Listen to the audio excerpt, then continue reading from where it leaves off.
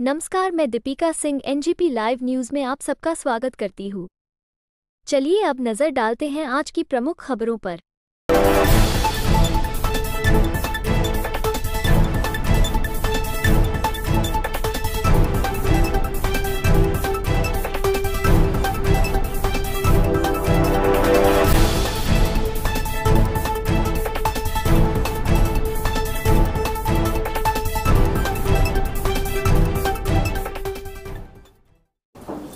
मी रमेश फुले।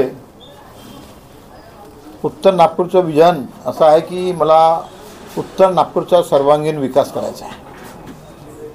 कारण उत्तर नागपूरमध्ये डॉक्टर बाबासाहेब आंबेडकरांनी जेव्हा जातीनिहाय ज्या विधानसभेची जे रचना केली 1960ला, त्यानुसार उत्तर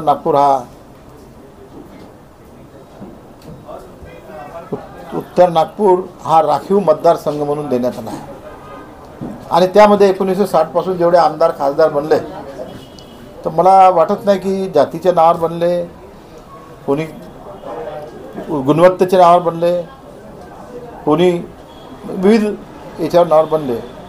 परंतु मला 1960 पासून तर आतापर्यंत जे आमदार खासदार बनलेले आहेत, आमदार बनलेले आहेत उत्तर नागपूरमध्ये, तर ज्याप्रमाणे विकास व्हायला पाहिजे उत्तर नागपूरचा, त्याप्रमाणे कुठल्याही प्रकारचा विकास झालेला नाही।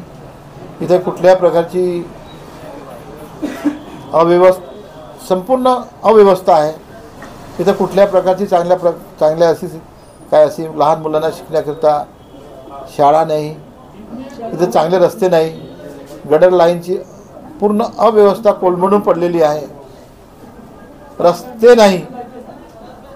उत्तर नागपूरमध्ये जे घाणीचे साम्राज्य आहे त्याचं कारण हे की उत्तर नागपूरमधून असे पिवळी नदीचा नाला आणि या बुद्धनगरचा नाला, यामुळे ते कसं काय ते उघडे पडलेले आहे। आणि ते उघडे पडल्यामुळे तो सर्व दुर्गंध हा, आणि पिवळ्या नदीच्या नाल्यामुळे त्यांचा दुर्गंध हा पूर्ण उत्तर नागपूरमध्ये पसरला आहे। आणि त्यामुळे उत्तर नागपूरचे जे आरोग्य आहे ते धोक्यात आहे।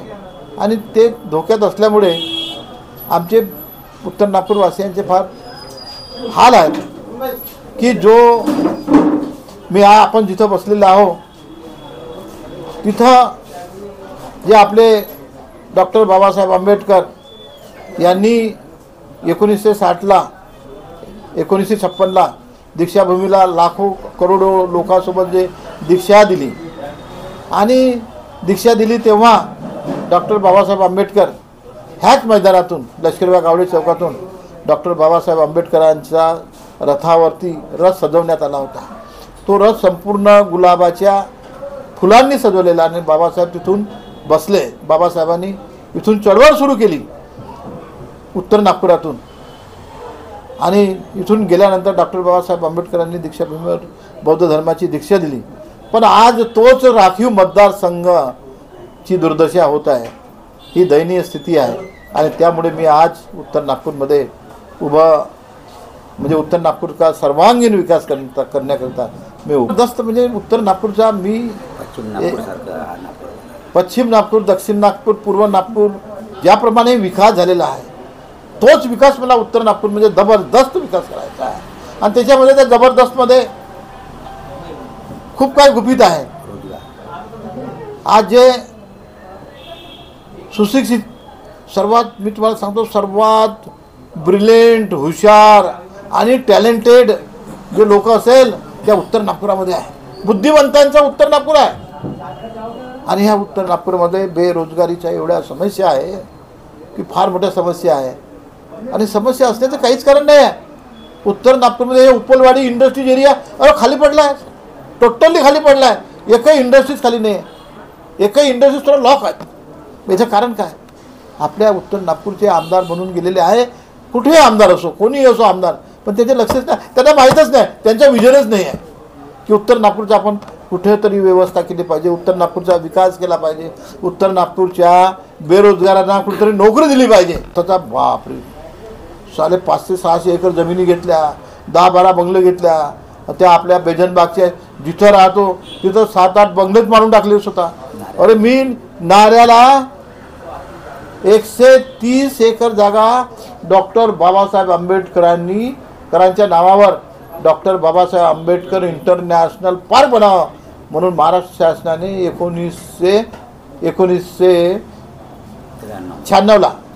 1996ला महाराष्ट्र शासनाने ते आपल्याला दिलेली आहे आणि ती जागा या लोकांनी विकून टाकली. त्याचप्रमाणे अंबाझरीचं गार्डन तुम्हाला चांगलं माहीत आहे. अंबाझरीचं जे आपलं डॉक्टर बाबासाहेब आंबेडकर तिथं उद्यान होतं, समाज भवन होतं, त्या समाज भवन या लोकांनी विकून टाकलं. अरे मला वाटत नाही की सर तुझ्या बापाची जमीन आहे का. मतदार मी जेव्हा मतदारांकडे जातो तेव्हा मतदार मला एवढा भरभरून आशीर्वाद देत आहे. मतदार मला खूप म्हणजे मी त्यांच्यापर्यंत जातो तेव्हा मतदार मला एवढं लाईक करतात कारण मी सर्व मतदारांना, सर्व लोकांना, ह्या उत्तर नागपूरच्या लोकांना रोजगार दिले आहे, शिक्षा दिली आहे, त्यांना त्यांची मदत केली आहे. कोरोना काळामध्ये मी 2 वर्ष लोकांना अन्नधान्य म्हणजे असं त्यांना पुरवलेलं आहे आणि त्यामुळे लोकांचा जबरदस्त मला हे आहे म्हणजे आशीर्वाद आहे. आणि मी येत्या 20 तारखेला मला वाटते की माझ्या 20 तारखेला बासरी या चिन्हावर जबरदस्त मतदान करतील आणि मी निवडून येईन. तो ये थी अब तक की प्रमुख खबरें. आप हमारे साथ ऐसे ही बने रहिए और देखते रहिए NGP लाइव न्यूज.